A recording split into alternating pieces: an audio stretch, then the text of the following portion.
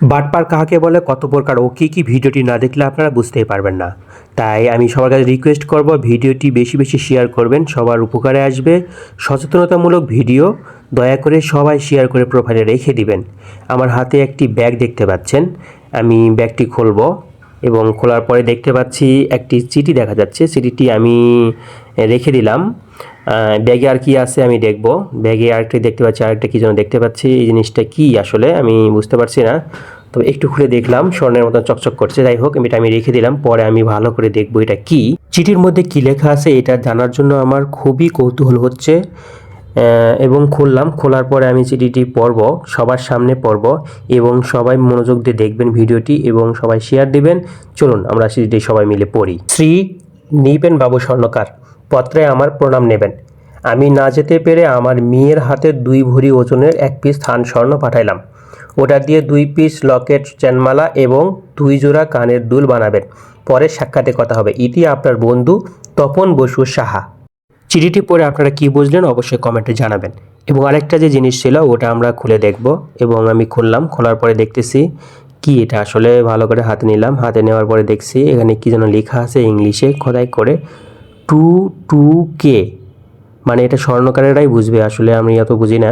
যাই হোক, 22K মানে হলো 22 ক্যারেট সোনা, মেবি আমার জানা মতে। যাই হোক, এই জিনিসটা দেখার পরে তো আমি নিজেই অবাক। 22 ক্যারেট একটা স্বর্ণের বার দেখতে পাচ্ছি আমি। এটা আসলে কি আমি জানি না, সোনা কি না জানি না, তবে পরে যাচাই করে অবশ্যই দেখব। রাস্তাঘাটে চলার পথে আপনারা এমন জিনিস কখনোই কিনবেন না।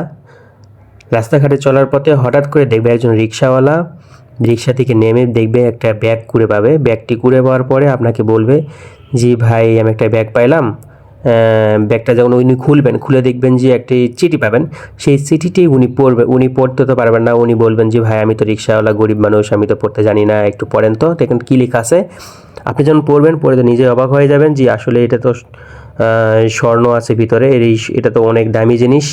তো রিক্সাওয়ালা বলবে যে ভাই এটা কি লেখা আছে। তো আপনি তখন স্বর্ণ বলে দিলেন যে আমি ভাই এটা তো স্বর্ণ আছে, তো আপনি যাকে পেয়েছেন তাকে ফেরত দিয়ে দেন।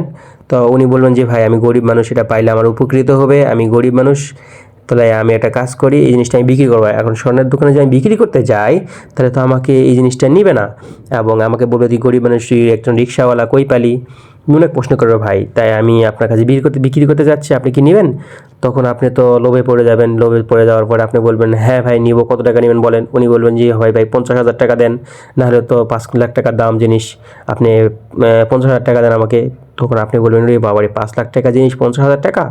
তখন আপনি এই লোভে পড়ে যখন আপনি পা দিবেন, তো ওরা তো চাচ্ছে ভাই আপনি লোভে পা দিয়ে দেন আর উনি সর্বোচ্চ আপনার থেকে হাতে এনে। ভাই আপনার কাছে সবার কাছে রিকোয়েস্ট, এমন জিনিস কখনোই কিনবেন না, কখনোই কিনবেন না। সবাইকে ধন্যবাদ এবং ভিডিওটি বেশি বেশি শেয়ার দিবেন এবং সবাই যারা যারা এই সমস্ত প্রতারিত হচ্ছেন বা হননি এখনও পর্যন্ত, যারা যারা হইতে পারেন সামনে, এই সমস্ত প্রতারিত থেকে আমরা অবশ্যই চেষ্টা করব যেন প্রতারিত না হই এবং যেন আর কেউ না হতে পারে, এর জন্য আমরা সবাই দয়া করে ভিডিওটা শেয়ার দেব।